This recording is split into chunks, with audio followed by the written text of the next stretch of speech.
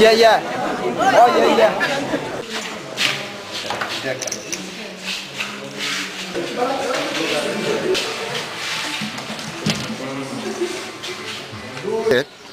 যে কতগুলো জায়গাতে আমার এজেন্টদেরকে ঢুকতে দেওয়া হয় নাই। Thank you.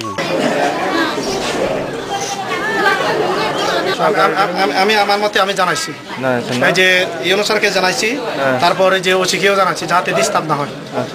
আমি 100% আশাবাদী, যেহেতু জনগণের সাথে আমি কোনোদিন বেইমান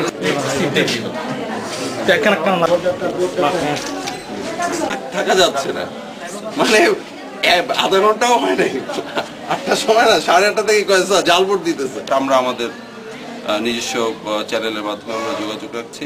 শান্তি শৃঙ্খলা বজায় রাখার জন্য যে পরিমাণ স্ট্রাইকিং ফোর্স রাখা প্রয়োজন সেই পরিমাণ স্ট্রাইকিং ফোর্স আছে।